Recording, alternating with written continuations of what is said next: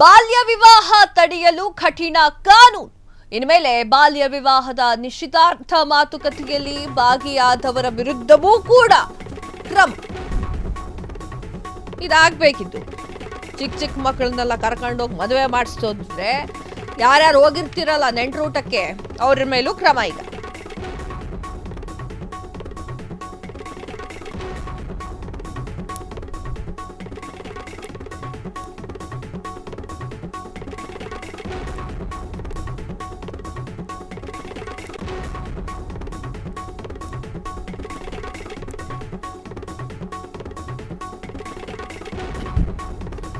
ಬಾಲ್ಯ ವಿವಾಹ ತಡೆಯಲು ಕಠಿಣ ಕಾನೂನು. ಇನ್ನು ಮೇಲೆ ಬಾಲ್ಯ ವಿವಾಹದ ನಿಶ್ಚಿತಾರ್ಥ ಮಾತುಕತೆಯಲ್ಲಿ ಭಾಗಿಯಾದವರ ವಿರುದ್ಧವೂ ಕ್ರಮ.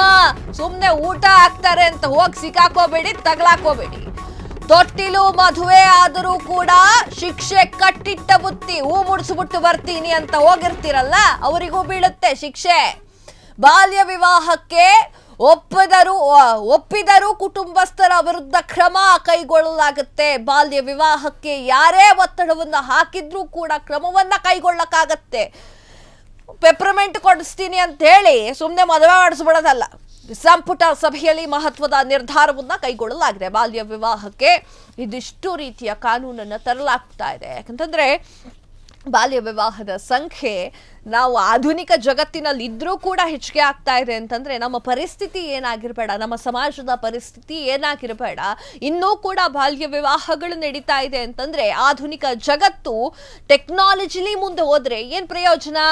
ಬಾಲ್ಯ ವಿವಾಹವನ್ನ ತಡಿಲಿಕ್ಕೆ ಈಗ ಕಠಿಣ ಕಾನೂನನ್ನ ಜಾರಿಗೊಳಿಸಲಾಗ್ತಾ ಇದೆ. ಮುಂದೆ ಬಾಲ್ಯ ವಿವಾಹದ ನಿಶ್ಚಿತಾರ್ಥಕ್ಕೆ ಮಾತುಕತೆಗೆ ಬಾಡೂಟಕ್ಕೆ ಅಥವಾ ಕೇಸರಿ ಮಾಡಿಸಿದ್ದಾರೆ ಅಂತ ಹೇಳ್ಬಿಟ್ಟು ಹೋದ್ರೂ ಕೂಡ ಶಿಕ್ಷೆ ಫಿಕ್ಸ್.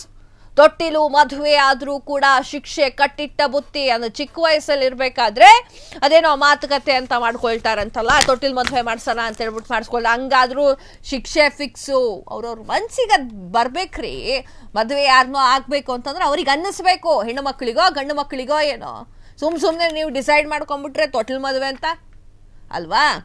ಬಾಲ್ಯ ವಿವಾಹಕ್ಕೆ ಒಪ್ಪಿದರೂ ಕುಟುಂಬಸ್ಥರ ವಿರುದ್ಧ ಕ್ರಮ. ಬಾಲ್ಯ ವಿವಾಹಕ್ಕೆ ಯಾರೇ ಒತ್ತಡವನ್ನು ಹಾಕಿದ್ರೂ ಕೂಡ ಕ್ರಮ.